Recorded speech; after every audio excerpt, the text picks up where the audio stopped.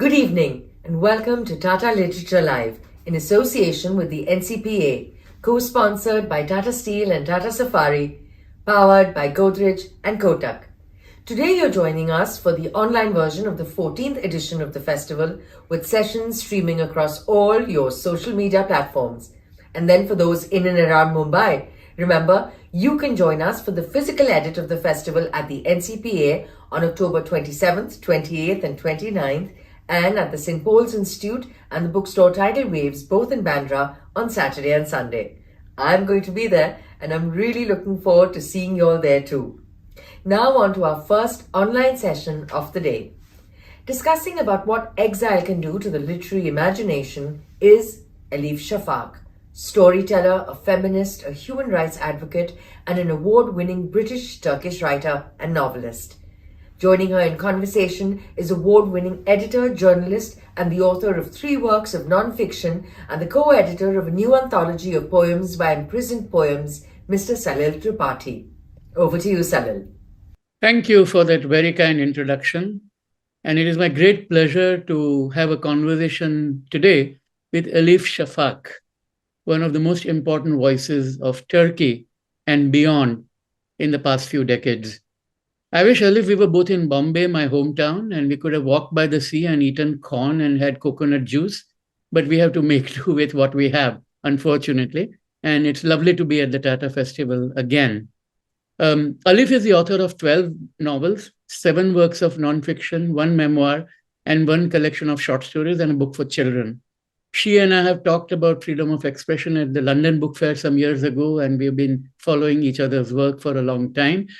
There are lots of similarities between what Turkey is going through now and what India has been going through for a while. You have been observing the political scene in both the places and very intimately in the context of Turkey. You wrote a marvelous piece at the time of the earthquake about the impact of the earthquake on women and girl children. That's important. And feminism and women's rights has been a recurring theme, not just in your activist writing and your championing of free speech, but of course also in your fiction. So I won't go through the detailed look of all the books you have written because there is plenty to talk about as we'll go along. But I do want us to remember that since the attempted coup of 2016 in Turkey, many publishing houses have been closed. Many writers are under threat. Some writers and publishers are in jail. At Penn International, on which board I serve, we've been trying very hard to get some of them out of jail. Some are in exile. Some may not be able to return. And funnily enough, people like Spinoza and Albert Camus are called terrorist instigators. So it's a very strange and unusual kind of place. And yet the book I want to start with is your most recent novel, Elif, The Island of Missing Trees, which is a very thoughtful novel in which the protagonist is actually a tree. It's a gentle tree that has moved from one part of the world to another and become a keeper, a guardian, a savior of what and what does it signify in our divided world. Of course, to remind our audience participants, the novel deals with the Greek-Cypriot divide.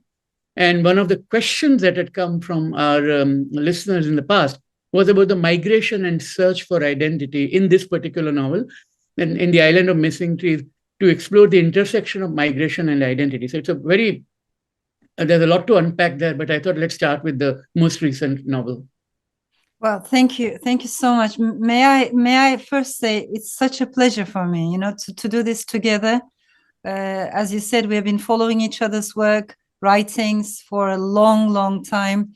There are massive similarities between Turkey and the changes in India, but also I see an amazing maybe similarity in terms of the people, in the sense that we love to express our emotions. I feel very much at home. That's what I'm trying to say. So hopefully next time in Mumbai, I would love to have this conversation in person in beautiful Mumbai. The issue of migration, belonging, identity, all of that actually is very close to my heart, very important for me. Also because of my own personal journey or journeys. And I think I passionately believe that rather than being reduced to single boxes of identity, I'm much more interested in multiple belongings, much more fluid. Can we carry that multiplicity, which is not an easy thing because the world we're living in actually does not allow us to celebrate multiplicity, to celebrate diversity, just the opposite. Unfortunately, increasingly so, it reduces us down to either here or there. Are you part of this box? Then stay there once and for all, or stay over there. But I think we need to question that dualistic approach. And literature is amazing in that sense because it helps us to look at things in a much more nuanced way and see the invisible layers that might not be, visible at first glance. So identity for me is a very complex issue. But I am very much interested in the experiences of immigrants, exiles, anyone who has experienced some kind of displacement, almost deracinated. What do we do with our roots? Do we lose our roots? Do we carry our roots with us? Can homelands be portable? Do we ever stop hearing the voices of our motherlands? I don't think we do. So the Island of Missing Trees deals with these difficult questions, hopefully in a very humanistic way, and by also trying to connect the dots, because I think there is a relation between the sufferings that human beings are going through and the suffering that nature is going through. We tend to put them in different boxes, but it's a book that tries to bring them closer. In a nutshell, it deals with partition. As you know, the beautiful island of Cyprus, as we're speaking right now, is divided into two, north and south. There's a frontier which cuts the island into two, drawn along ethnic lines and religious lines. So Christians on one side, Muslims on the other side, Greek Cypriots on the one side, Turkish Cypriots on the other side. And the wounds are not healed, So there are clashing memories. How do you approach such a difficult subject without yourself as a writer falling into the trap of nationalism, without yourself falling into the trap of tribalism? I didn't know how to do that until I found, or it found me. I found the voice of the fig tree. So it might sound a bit irrational, but I feel very grateful to this fig tree because it allowed me to approach a very difficult subject from a completely different angle. And no, absolutely. And, the role of, and you, in a sense, bring two confluent ideas together. One is the human life and the plant life. And that's very important at this time of the climate change. And I want to go into that a little bit as we go along. But there is one hauntingly beautiful sentence in the novel, which is that, was it also possible to inherit something as intangible and measurable as sorrow? And another person from the audience had also asked us earlier about suffering and sorrow and melancholia that you write about, and how does our pain transform us? And related to that was a question I had, which is, what do we inherit? When you have spoken about inherited pain, we carry these memories, the voices that speak to us. Older generations try to protect the younger ones. But then again, elsewhere, you have said the youngest generation wants to get nostalgic and look at a past it has not known. So what do we pass on across generations? How does inheritance rest with a phrase? I've often seen in many of your interviews when I was preparing for our conversation, collective amnesia, that on one hand, there is remembrance and inheritance, and on the other side, there's a collective, perhaps willful forgetting. So how does that play out? Yeah, I really appreciate this question very much. Also, because I come from Turkey, the issue of amnesia and memory has always been important for me. Turkey, as you know, is a country with a very long and rich history, but that doesn't mean we have a strong memory of the past. Actually, it's quite the opposite. I think my motherland is shaped by collective amnesia. Our entire relationship with the past is full of ruptures and convenient forgettings. There are so many issues we refuse to talk about, and we sincerely don't know much about because of that forgetting has been so widespread. So in a way, remembering is an act of resistance. honoring the stories, not in order to get stuck in the past, but to understand, the forgotten voices, untold stories, those marginalized voices, especially the stories of minorities, which have been almost completely erased. So for me, this has always been an important theme issue, but especially in this book, The Island of Missing Trees, I think I wanted to explore to the best of my ability intergenerational differences, particularly in immigrant families or any family that has experienced a displacement, because it's very interesting. We usually talk about family stories, and of course they're important, but just equally important are family silences. What are those silences? And I think those silences shape us without us even realizing. Maybe we don't quite know what they're about, but we sense them. We sense the presence of those absences. And those unspoken subjects are incredibly important in families as well as in societies. So in many immigrant families or families that have experienced conflict, some kind of trauma, the older generations are usually the ones that have gone through the biggest hardships. Of course, they can never forget, but they don't talk about those events. They don't even have a language to talk about them. And so they keep it inside their chests. The second generation, usually and understandably, is not interested in the past because they have to find their feet. They need to be future-oriented, forward-looking. They need to make a new beginning. So they have no time for memories. But that means usually in these families, it's the third or fourth generations, the youngest in these families, who are asking the biggest, the sharpest, the strongest questions about identity, their grandparents' stories, their ancestors' heritage. So I've come across young people all across the world who carry the memories of their grandparents and who are not afraid of questioning. And there's a part of me that respects that very much. So I wanted to reflect that in the novel. Right.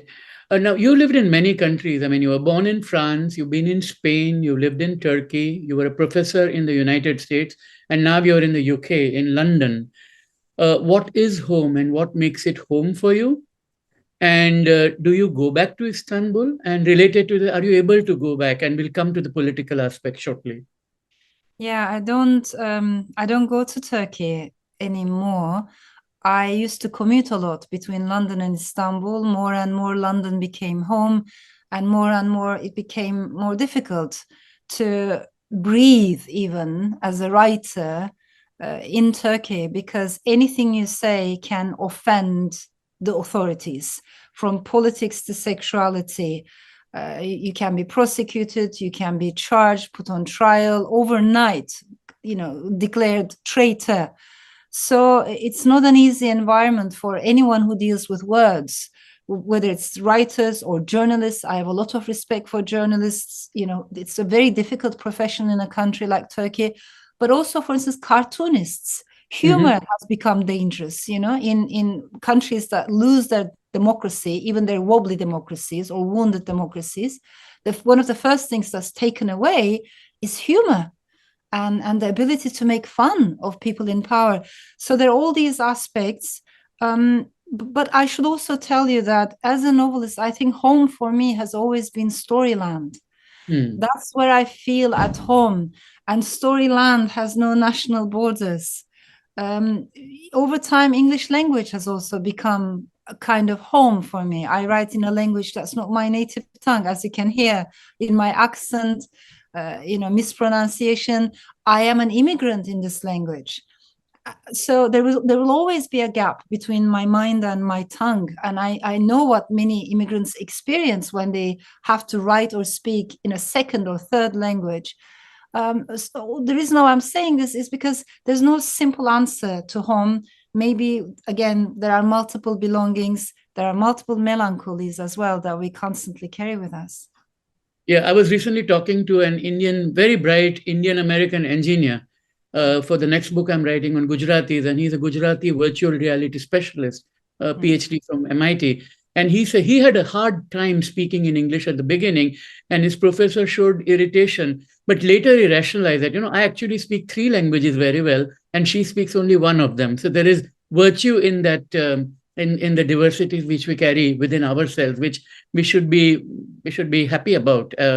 Now, growing up, one of the things you had said was that you liked reading Russian literature, and this is particularly poignant in the context of the Ukraine conflict. Um, when the whole drama started, people said our target is Putin and not Pushkin. That's a phrase that many of us use.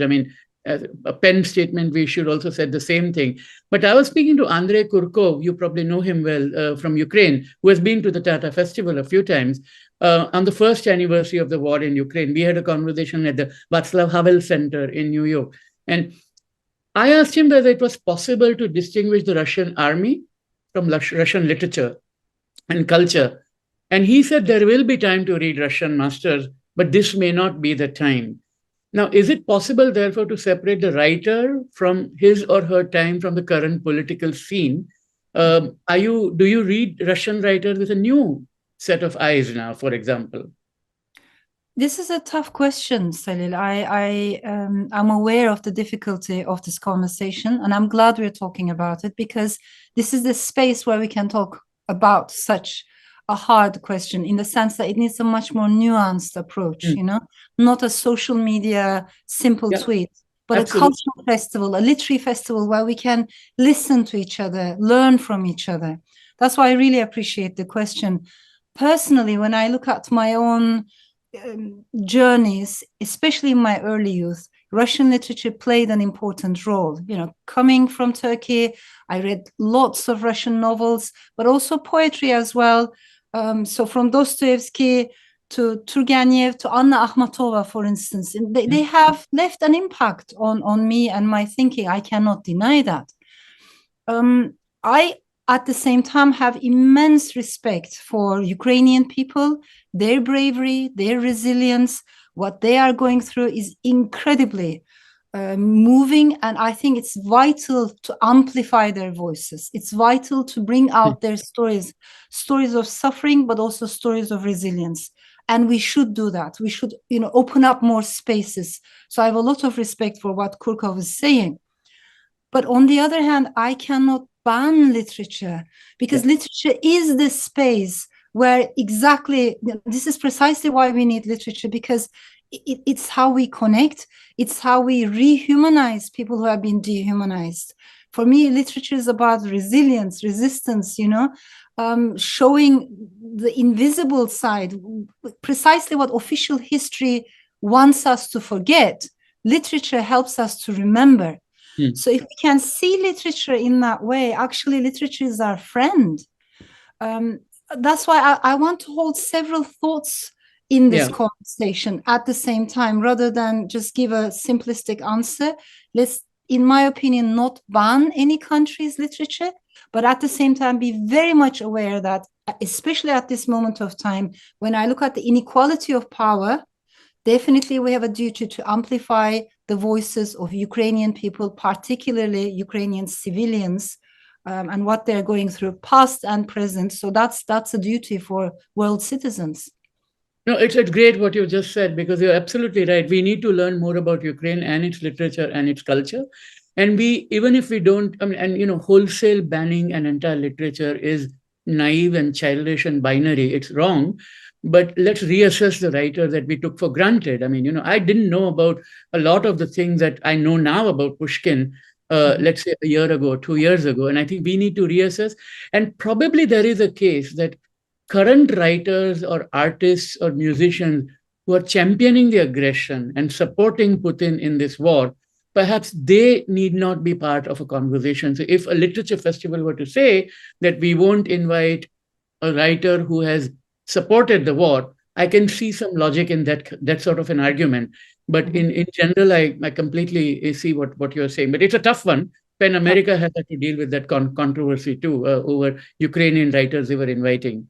And this does sometimes crowd out Russian writers who are actually dissenters and dissidents in the system. And therefore, a blunderbuss approach is wrong. Now I want to come to the tough question where you were the subject. And this is, of course, The Bastards of Istanbul, the novel that you wrote in 2006, I think, and which deals with a very unfortunate and tragic part of history of 1915 and the massacre, which is correctly identified sometimes now as genocide of the Armenians, and the denial of that in Turkey. And you were called questioning the idea of Turkishness, and you were prosecuted, and the case was appealed by the lawyer who was going after you. What is the situation with that now? And is it become easier, the whole issue of Section 301 and all that follows from that? No, I wish I could tell you that since then, Turkey has made progress and has opened up this difficult conversation, but it's quite the opposite, I'm afraid. So we have an Article 301 in our constitution that protects Turkishness against insults, but no one knows quite what that means. So it's very open to interpretation, misinterpretation.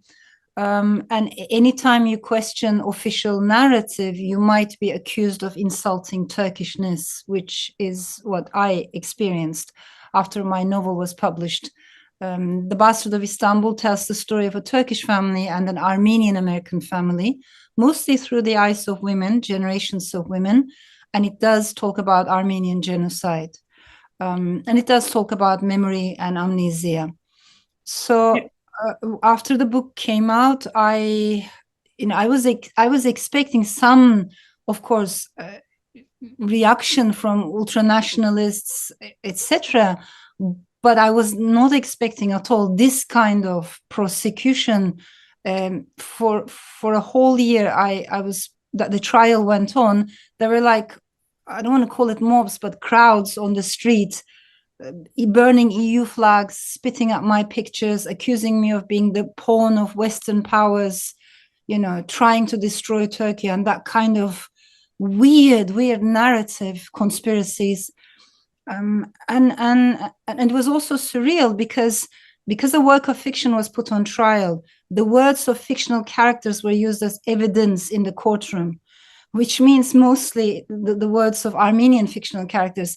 And so I found myself in this very surreal situation in which my Turkish lawyer had to defend my Armenian fictional characters in the courtroom. And after a year and a half, we were all acquitted, me and the fictional characters. But then I had to live with a bodyguard. I had to have a bodyguard for about another year and a half, almost 2 years. So, I don't want to make it too personal, but this is the situation in Turkey. The moment you talk about Armenian genocide, people across the ideological spectrum can get very, very offended, and the state can immediately start an investigation. It's still a major political taboo, but it all comes back to the amnesia that we were talking about earlier, and convenient forgettings. No, and absolutely. I mean, it sounds at one level hilarious, but it's ironic, but incredibly tragic that you are being held accountable for something that your characters are imagining and speaking, or your characters are going through, and it should never be the case. I mean, but it's sad that it reached where it did, and it's sad that you can't go back to Istanbul because you portray the city so lovingly every time in all your writing. I love the city. I love the people. Yeah, that love will always be there. I'm sorry for interrupting, but I think we should always bear in mind the government and the people are not the same thing, right? So we can feel connected to the people, but at the same time be very critical of political systems. I never identify them in my mind. Right. Now I want to turn to the novel that was nominated for the Booker Prize, 10 minutes and 38 seconds in this strange world.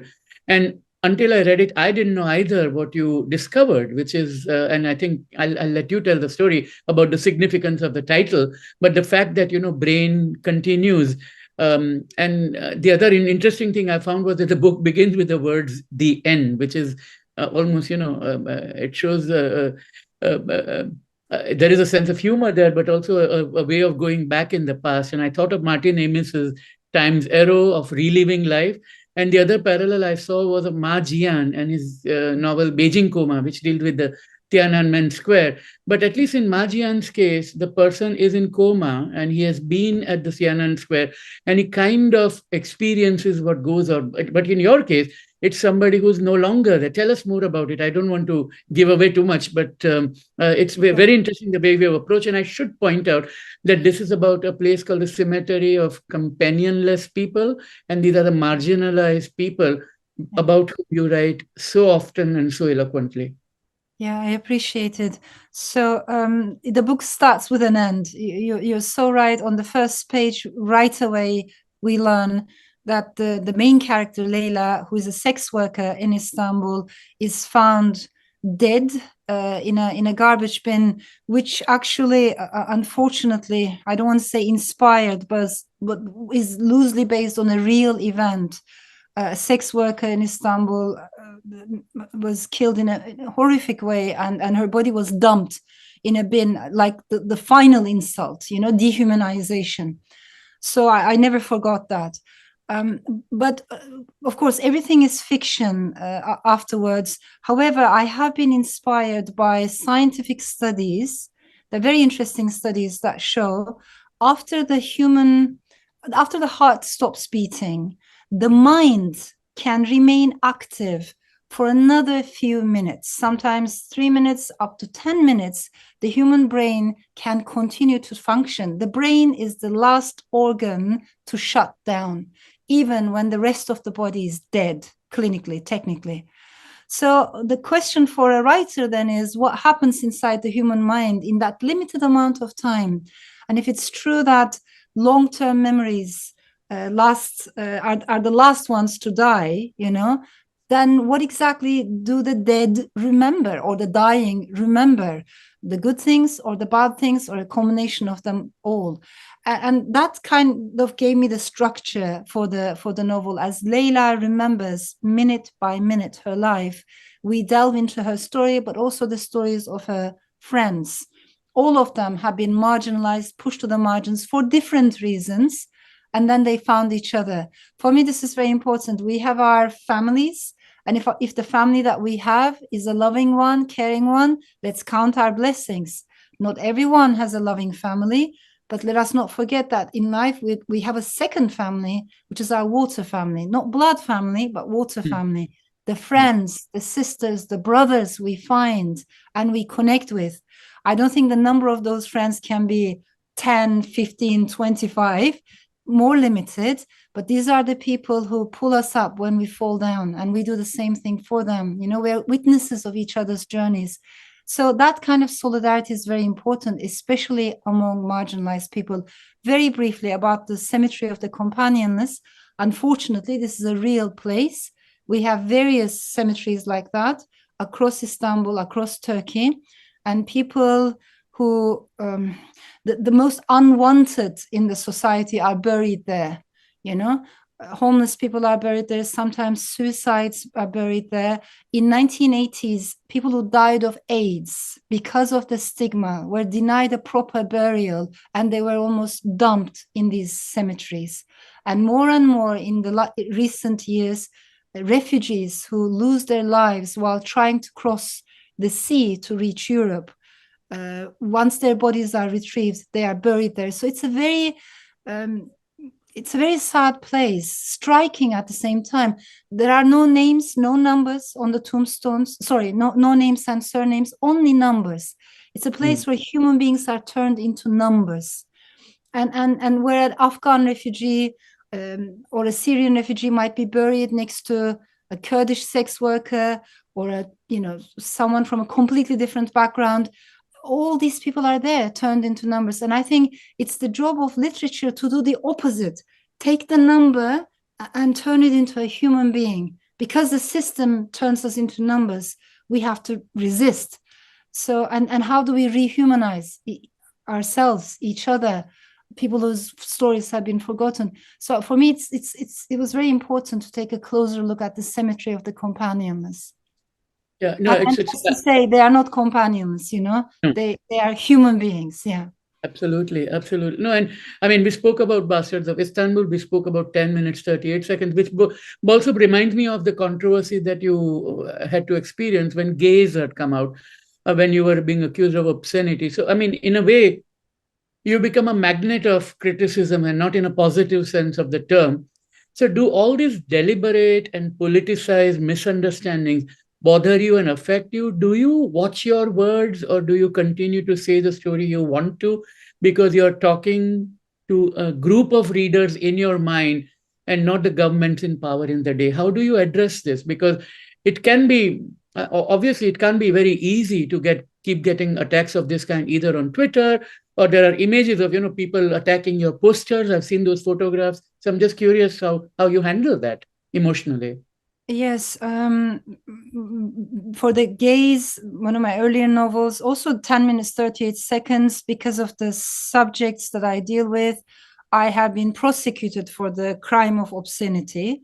And it's very surreal, when you learn that police officers come to your publishing house, they collect your books, take it to a prosecutor who is looking for the crime of obscenity in your books. Why? Because you talk about, I write about difficult issues, including incest, including child marriage, which is happening in Turkey. This is the reality of the country where I come from. Domestic violence, femicides, violence against women, children, and also LGBTQ plus minorities. We have to be able to talk about these incredibly important stories. This is our reality.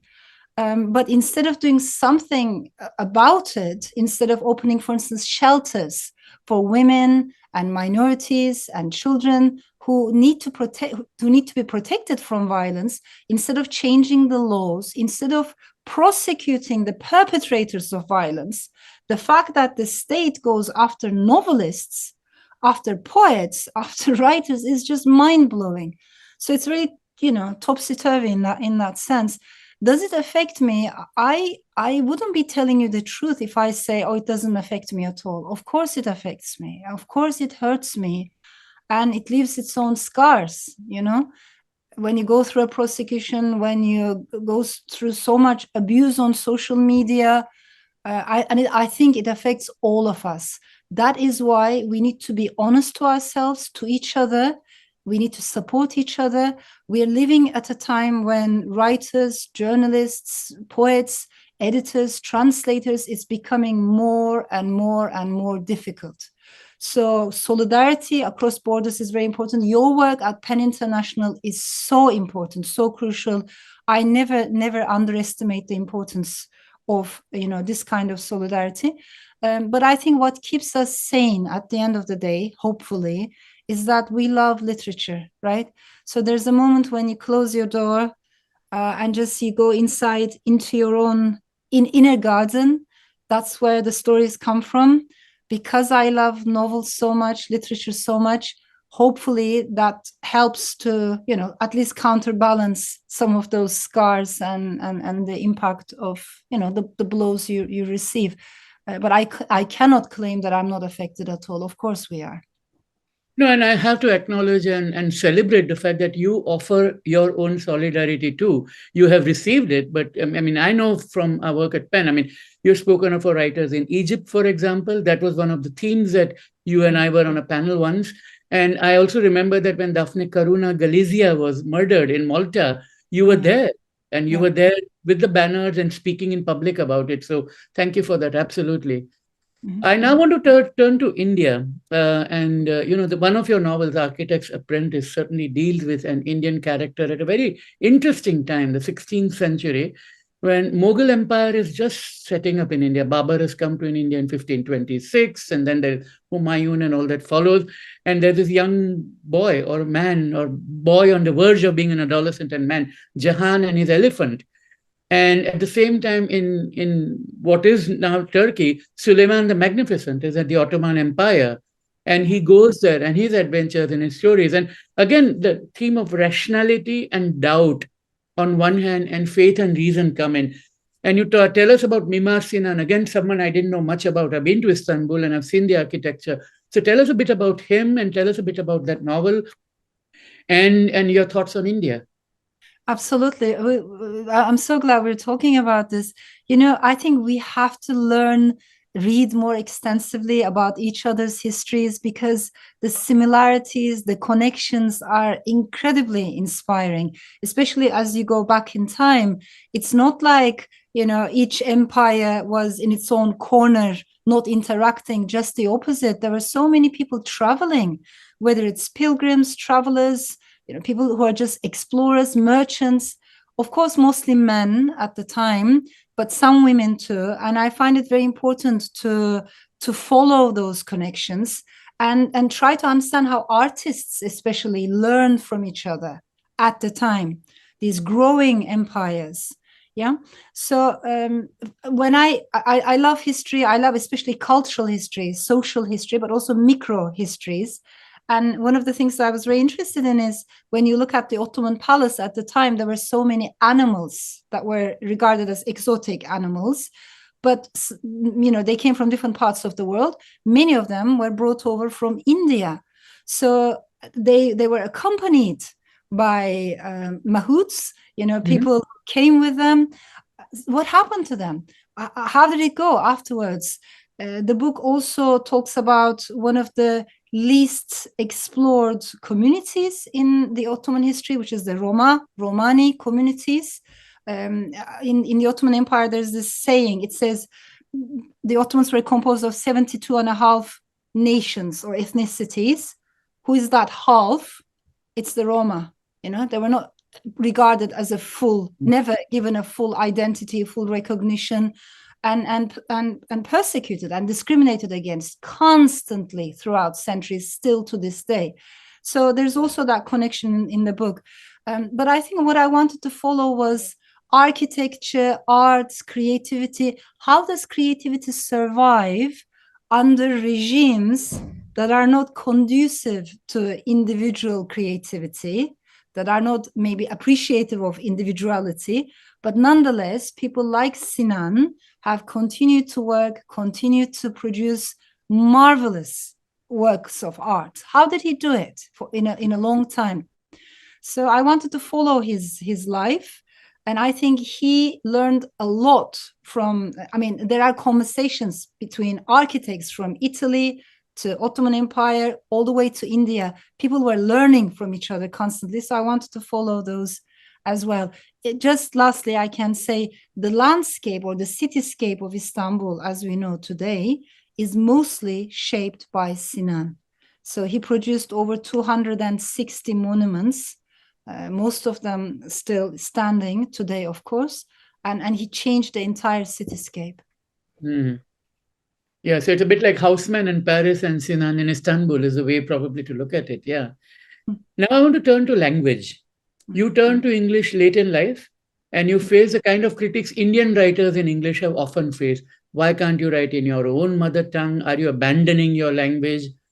But you also said earlier today, and this was the question I was going to come to, that you don't like this binary of us and them. And I also see a kind of a gendered response here, because Joseph Conrad was praised when he came from Polish to English, and Milan Kundera when he moved from Czech to French. But when you write in English, people wanted to question. Jhumpa Lahiri has been writing in Italian, and people are now questioning that. And some have said that it's her third language, from Bengali to English to Italian. Now, she was in a conversation recently, which I'd heard. I was listening to it, and she said that when she uses Italian, she's more careful because it's like going to a public library and borrowing books, as against her own bookshelf, which is English, where she can, read books much more quickly. So I'm just curious about that. And I also, the one of the questioners has asked about Ada, who speaks both Greek and English in the latest novel. So does this ability to speak and think in multiple languages affect the identities of people? That's the character question, and your own choices is my question. Yeah. Thank you. It's I love this subject. I don't find it easy. I love Turkish language. It's not like I'm abandoning it, but of course, as you said, I have been accused of abandoning my mother tongue, and people have said, how can a writer do this? Writers should appreciate their mother tongues. Of course, I'm appreciating it. Even when I was writing in Turkey, in Turkish, I always wanted to the best of my ability, expand daily life vocabulary, because it's a long story, but in Turkey, we have Turkified our language. We got rid of so many words. which took away the nuances in the language. And I long for those nuances. So language has always been a big passion for me. And when I wrote in Turkish, I would use old words and new words together. I don't want to, because I think words live longer than us. Language has its own flow, and I want to respect that. As you said, I didn't grow up in a family, in a bilingual or trilingual family. English is an acquired language for me. At the time, actually, when I was a teenager, I started learning English. Spanish was my second language at the time. English became my third.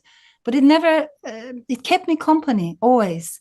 And I kept writing in this language, small things, and reading in this language, and finding it another space of existence there, which helped me to breathe when sometimes words were heavy in Turkey. For instance, we talk about The Bastard of Istanbul. Had I written that book in Turkish, it wouldn't be the same book. Writing in English gave me a bit of a cognitive distance. And that distance allowed me to take a closer look at the country where I come from. So sometimes when you take a step back, actually you are getting closer. Over time, I realized I feel connected to each language in a different way. My connection with the English language is more cerebral, is perhaps a bit more intellectual. With Turkish, it's much more emotional, and I need both. But all I can say is if my writing has sorrow, melancholy, longing, I still find these things much easier to express in Turkish. But humor, which I also love, irony and satire are much, much easier in English. Right. But this conversation of binaries leads me to the hot topic, which is politics.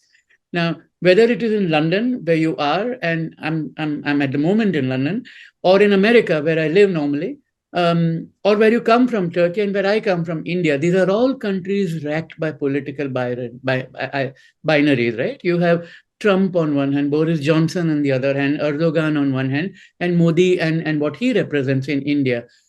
So the question I have is that what are the challenges to democracy that are posed by such powerful figures? Each of these countries has elections and democratic processes.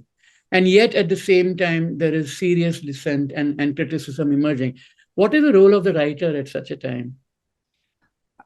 I think the writers cannot stay away from these important public conversations. We can't say, I'm just going to close my door and I don't want to, deal with these difficult issues. We are the children of our times. And if we care about human beings, their stories, especially about core issues like human rights, freedom of speech, minority rights, rule of law, we need to speak up.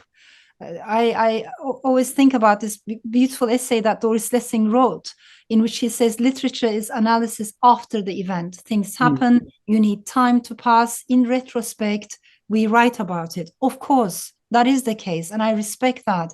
But there are moments in history when literature also has to become analysis during the event. When climate change is accelerating, when our planet is burning, we can't only do after the event, Let's keep both during and after the event. So these conversations are very important. Very quickly, I will tell you, let us not forget that Turkey has elections. I have a lot of respect for elections. Of course I do. But in itself, it's not enough to make a country a democracy. In addition to the ballot box, we need rule of law, separation of powers. No human being, no political party, no one should be too extremely powerful in this world. We are human, we are fallible. We need to balance each other's powers, learn from each other. So separation of powers is very important, but also the freedom of media, independence of academia, women's rights, LGBTQ plus rights, together with all these components and the ballot box, a democracy can survive. Otherwise, that system is majoritarianism. And from majoritarianism to authoritarianism, it's a quick fall. Okay, we are almost at the end of time. So what I'm going to do is ask two quick final questions. One is that in 2014, you had signed a petition protesting the ban on Twitter that Turkey had imposed. Now we are in a very different universe. Twitter is X and a very different kind of place. Yeah. Would you write such a letter if someone were to ban Twitter for spreading hate speech, for example? Or would you want some kind of other kind of a countervailing force? Yes, Twitter has changed so much. Of course, social media has changed so much. Banning an entire platform, I don't think, especially that when that ban comes from a powerful state, which is trying to limit criticism directed against it, is a different subject. But I take hate speech very, very seriously, especially hate speech targeted against individuals, minorities, people who don't have power, or the privilege to protect themselves from that kind of hate speech, especially when hate speech incites violence. I think we need to be very careful about that. We need to be involved in these conversations about the future of technology. It cannot be left to only merely a few people in Silicon Valley or wherever they might be. We as global citizens, we have every right to ask questions. Coming back to no one should have absolute power. Tech monopolies should not have absolute power either. So I believe in transparency. I believe in freedom of speech, but hate speech is an important issue. And for this conversation to properly take place, as citizens, we must be inside this conversation. Absolutely. And hate speech is sadly has come to mean the speech the person hates rather than what actually spreads hate. That's the other problem with it. And you're absolutely right about raising the tech monopolies, because I know somewhere you have expressed your admiration of the work of Shoshana Zuboff and you know what's happening on the internet. So definitely note that. And one final question is from one of our participants, and it's a beautiful question, that butterflies are there often in your fiction? What is the significance of butterflies? Such a lovely question. Actually, I wasn't aware that butterflies were, emerged often. But of course, I love butterflies in literature. They're an important symbol of transformation, of change. Not only that, though, but also migration. Butterflies can migrate long distances with surprising resilience because they look delicate and vulnerable. We don't expect them to have that kind of power and perseverance, but they do actually. So I find that mesmerizing. But all I can tell you, I think, is I love nature and I believe in ecofeminism. I think we live at a time when we need to connect the dots. So if we care about climate crisis, we should care about gender inequality. If we care about gender inequality, we should care about racial inequality. If we care about racial inequality, we should care about class inequality, and so on. So we can't be single issue people. And nature helps us to understand that we're not above anything. It makes us more humble. We're only part of a life cycle, We're not the owners of this planet. We are responsible. We have responsibilities to take care of our earth, the soil, the water, the nature. So it helps me to feel more connected, whether it's butterflies or water or trees. I would say I want to honor nature in my writing. And that's such a beautiful way to end. And you're helping the world that is a caterpillar turn into a butterfly. So thank you so much for everything you do. So much. Thank you. I appreciate it so much. Thank you. Thank you so much, Ms. Shafak and Mr. Tripathi, for that fascinating session. And a huge thank you to you, our incredible audience, for joining us today online. Our next session at 7 p.m. is Invisible Wars, how the world's deadliest conflicts go unreported. For those of you in and around Mumbai, remember to join us for our exciting on-ground festival on Friday, October 27th, 28th and 29th at the NCPA, and on Saturday and Sunday at the St. Paul's Institute of Communication Education and the bookstore Tidal Waves, both in Bandra, featuring authors and ideologues such as Mamang Dai, Peter Frankopan, C.S. Lakshmi, Shashi Tharoor, Sanjoy Hazarika and Mehdi Hassan, among so many other fantastic authors, journalists, poets and ideologues, talking about everything from topics like war, technology and the economy to poetry and food. Tata Literature Live would not have been possible without our title sponsor Tata, our association with the NCPA and our co-sponsors Tata Steel and Tata Safari. The festival is powered by Godrej and Kotak. A huge thanks to all those for supporting us over all these years. Our social media handle is @Tata Lit Live across all networks. And that concludes our session for today. But continue logging on to Tata Literature Live, where we can celebrate together the power of words. Happy reading and good evening.